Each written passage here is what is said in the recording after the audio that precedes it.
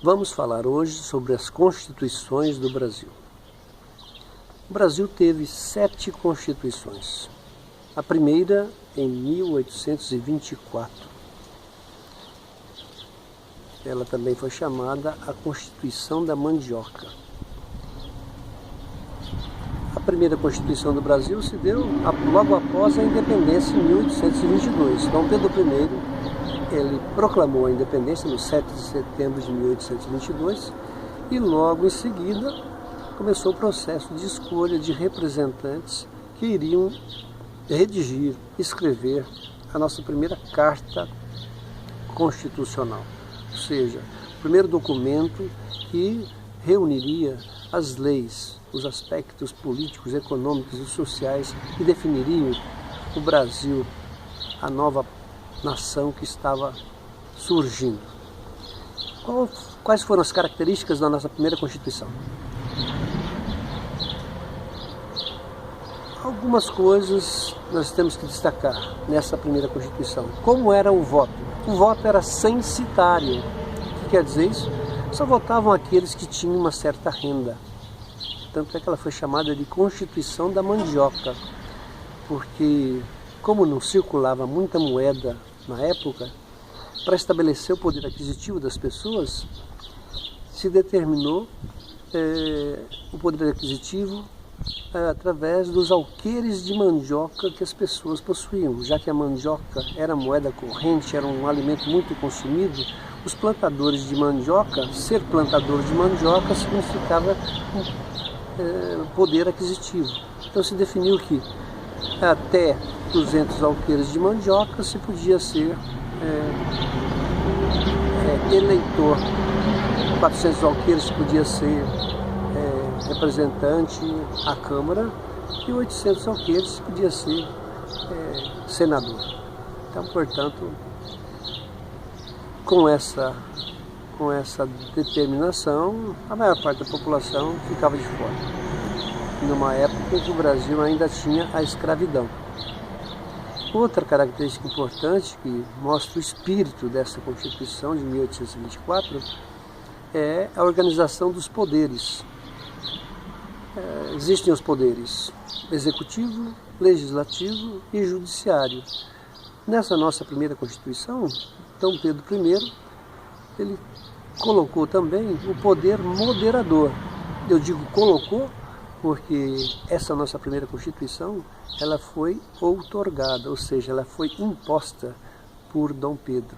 Ele dissolveu a primeira Assembleia Constituinte e nomeou uma comissão que escreveu uma carta nos termos que ele queria. Ou seja, ele ditou praticamente a nova Carta Constitucional, que, segundo ele, aquela carta elaborada pela primeira Constituição, pela primeira Assembleia Constituinte, não era digna da pessoa real dele. Então, portanto, a nossa primeira Constituição é uma Constituição outorgada, uma Constituição que foi imposta, que manifestou o poder absoluto do rei. Ao invés de limitar o poder do rei, ela expressava no papel o poder absoluto de Dom Pedro I. E para expressar esse domínio na Carta Constitucional, havia o poder moderador, ou seja, os 3 poderes que na sua origem histórica surgiram logo após a Revolução Francesa, inspirados nas ideias de Montesquieu, o legislativo, que é o conjunto dos representantes escolhidos pelo povo, que fazem as leis, o executivo, que é obrigado a seguir e administrar de acordo com essas leis, e o judiciário, que vigia o cumprimento dessas leis, poderes separados, independentes, como determina o espírito dos 3 poderes, ou seja, que foram criados exatamente para limitar o poder absoluto dos reis na França, e que depois passou esse espírito passou para os sistemas de governo republicano e mesmo monárquicos, desaparecendo, portanto, o absolutismo. Então, no Brasil, como eu estava dizendo, nós tivemos 4 poderes. Ao invés de 3 poderes, nós tivemos 4 poderes: executivo, legislativo, judiciário e moderador. Dom Pedro I, através do poder moderador, Dom Pedro I controlava o executivo, demitia ou introduzia quem ele queria, controlava o judiciário e também tinha o controle do executivo. Portanto, na prática, a nossa monarquia constitucional, na primeira Constituição, se definia como uma monarquia absoluta. Então, a característica da nossa primeira Constituição de 1824 foi o poder absoluto do Dom Pedro I. Não é à toa que logo a seguir ele vai ser expulso do Brasil e as elites dominantes vão afastá-lo do poder e iniciar então o período regencial, para dar depois o poder para Dom Pedro II. A nossa segunda Constituição foi a Constituição Republicana, em 1891. Em 15 de novembro de 1889 foi proclamada a República. E logo a seguir se iniciaram os trabalhos para a escolha da Assembleia dos Representantes, da Assembleia Constituinte, a reunião dos representantes que iriam redigir, escrever a primeira Carta Republicana. Qual que é a grande característica? Quais são as características, uma das características da Constituição Republicana? Bom, a República, a primeira medida foi a separação da Igreja e do Estado. Como nós sabemos, até o Império, até o final do Império, Igreja Católica Apostólica Romana, a Igreja Católica Apostólica Romana era a igreja oficial do Estado. Com a proclamação da República, o Estado se tornou leigo, ou seja, agora o Estado não podia tomar o partido de apenas uma religião, uma vez que agora existiam várias tendências religiosas e o Estado não podia tomar partido de nenhuma delas. E vejam bem que naquela época os padres, os religiosos da Igreja Católica eram funcionários do governo. Então não havia certidão de nascimento, havia certidão de batismo. Até hoje, se nós quisermos estudar a história do Brasil, do período do Império, nós teremos que ir nas paróquias das igrejas católicas para consultar as atas das certidões de batismo. E é ali que nós temos, através deles, que nós temos o controle da população do Brasil, já que a Igreja Católica era a única. Por exemplo, só para você ter uma ideia, se a pessoa fosse ateia ou de outra igreja, ela não podia ser enterrada num cemitério. Então, a Igreja Católica tinha o poder absoluto. Então, com a proclamação da República, houve a separação da Igreja Católica Apostólica Romana do Estado. Então, os padres deixaram de ser funcionários do governo, deixaram de receber um salário. Outra característica foi o fim do voto censitário. Mas, de qualquer maneira, isso não ampliou a participação da população, porque mulheres não podiam votar, analfabetos não podiam votar, ou seja, a maioria da população não podia votar, já que a maioria da população era analfabeta. Não havia escolas no Brasil. E o voto era aberto, o voto não era secreto. Essa foi então a nossa segunda Constituição do Brasil. A terceira Constituição do Brasil foi a de 1934. 1934. Essa Constituição ela foi escrita num contexto histórico da Era Vargas. Ela foi escrita com a pressão de setores que queriam que o Getúlio iniciasse o processo democrático. A Era Vargas se inicia em 1930 com a tomada pelo poder de Getúlio Vargas e vai até 1945. Vargas assumiu em 1930 prometendo a normalidade democrática através de uma nova constituinte, uma nova Constituição. Mas a demora dele em convocar essa nova Constituição, gerou um movimento de 1932, chamada Revolução Constitucionalista. Pressionado, mesmo derrotando os paulistas, que lideraram essa rebelião, o Getúlio foi pressionado a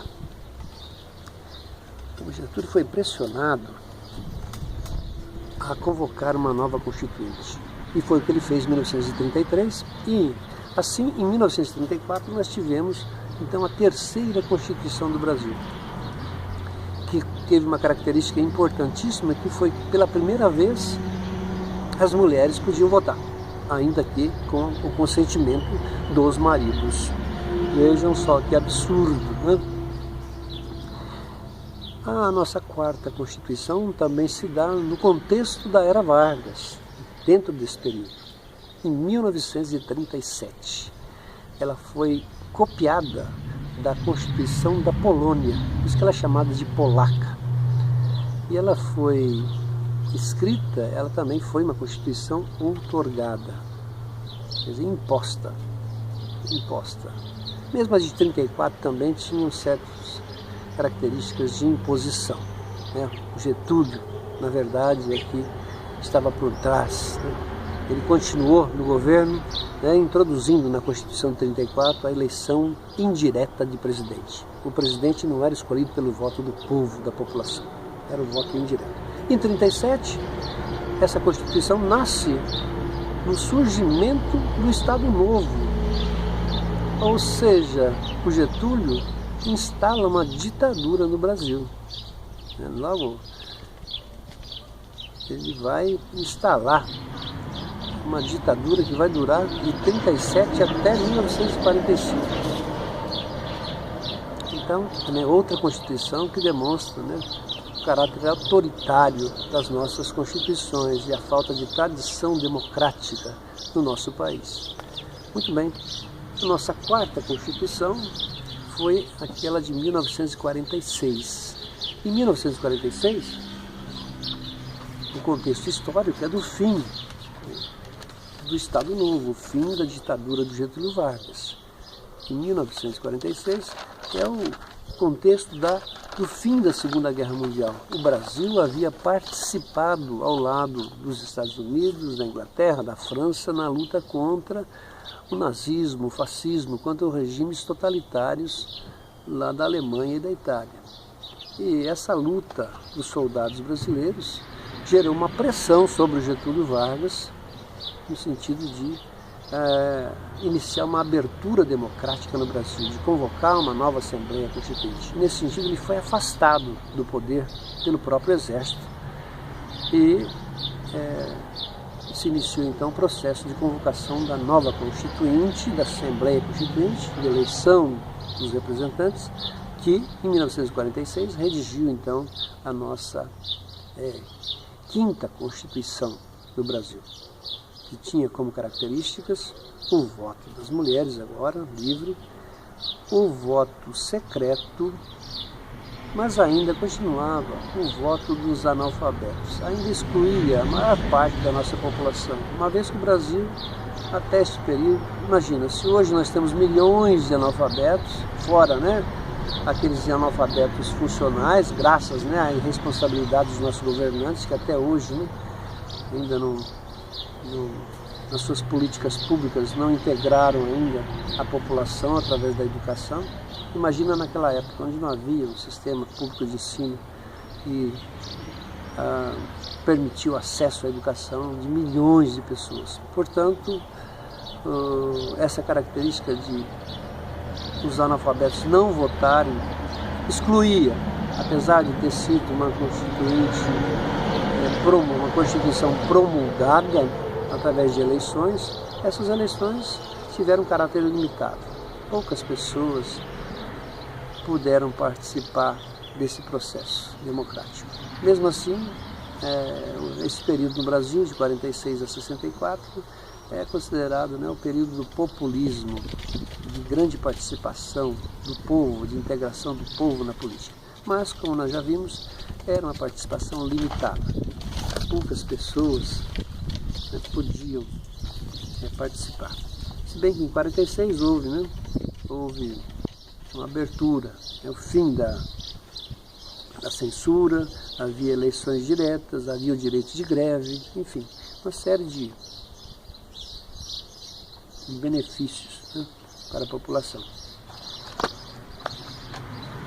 A nossa sexta Constituição é de 1967 e ela se dá no contexto da ditadura militar. É uma contradição, né, nós falarmos de uma Constituição dentro do contexto de uma ditadura militar. Já dá para nós sabermos, essa Constituição ela teria sido promulgada ou outorgada? Qual seria a resposta para isso? Alternativa A, promulgada, ou alternativa B, outorgada, num clima de ditadura. Outorgada é que era imposta, promulgada é que era feita num sistema democrático. Num conjunto, num contexto de ditadura, qual que é a nossa resposta? A Constituição de 1967, ela foi outorgada, ela foi imposta, né? Foram os militares que se instalaram no governo em nome de uma luta contra o comunismo, né? Foram os militares que, funcionando como serviçais do imperialismo americano, assim como lá também do lado soviético, do lado do comunismo, né? Outros serviçais trabalhavam no interesse do governo central. Aqui do lado capitalista também, o Brasil ficou à mercê, ficou refém dos interesses da economia capitalista. E nesse sentido, não só no Brasil, mas em vários países da América Latina foram instaladas ditaduras que garantiram o domínio do capitalismo, que fecharam, passaram um zíper na boca do povo para não reivindicar os seus direitos, para que eles pudessem ser explorados livremente pelas empresas capitalistas, Ford, Volkswagen e tudo mais, não é? Nós vivemos isso de 64 até 85. Os militares cumpriram muito bem seu papel.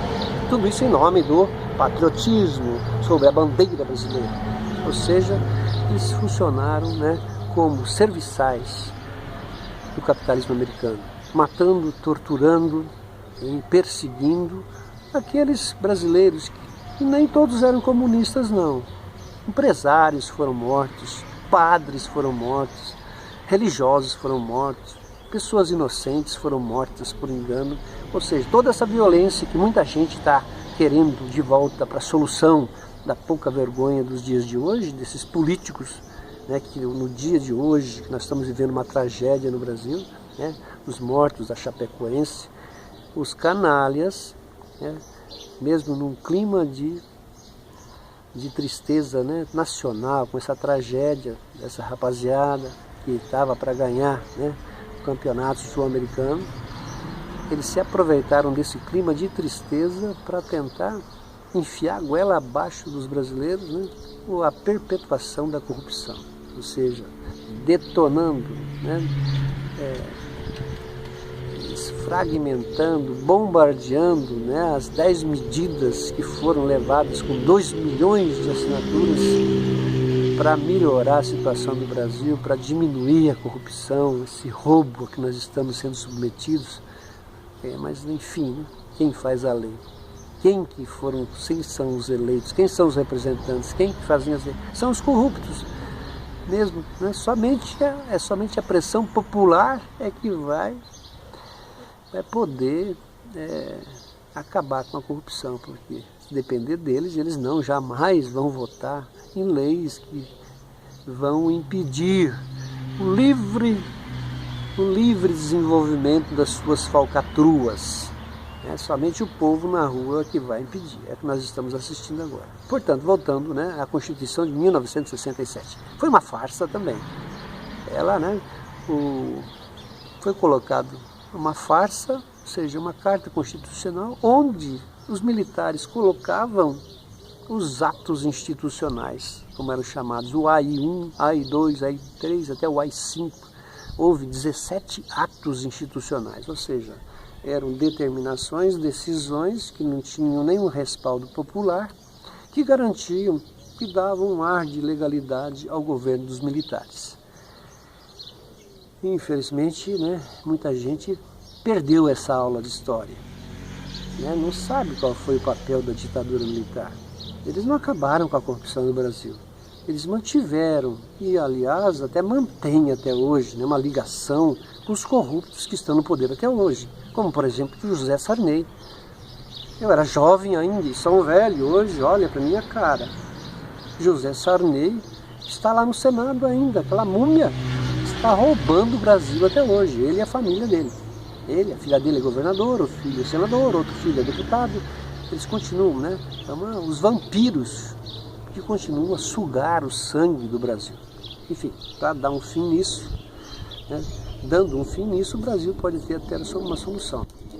E falando em solução, a nossa 7ª Constituição, a de 1988, ela se dá, é a chamada Constituição Cidadã. Né, Ulisses Guimarães, né, o grande líder morto no acidente de helicóptero, né, que caiu no mar, desapareceu, ele falava isso, né, essa é a nossa Constituição Cidadã. Essa é a nossa Constituição que ampliou de maneira maravilhosa, fenomenal, né, os direitos dos brasileiros. Voto para os analfabetos, voto para os jovens opcional de 16 anos, enfim, garantias, né, em todas as áreas, né, da sociedade, da política, na economia, seguro-desemprego, enfim, essa foi a Constituição, né, que os nossos políticos estão se encarregando de retalhar. Né, os ratos de esgoto, né, que se dizem representantes, estão se ocupando, né, em detonar, né, para garantir o domínio das elites, né, sobre a população do Brasil. Resumidamente, essa é a aula sobre as constituições do Brasil. Muito obrigado. Espero que eu tenha ajudado vocês.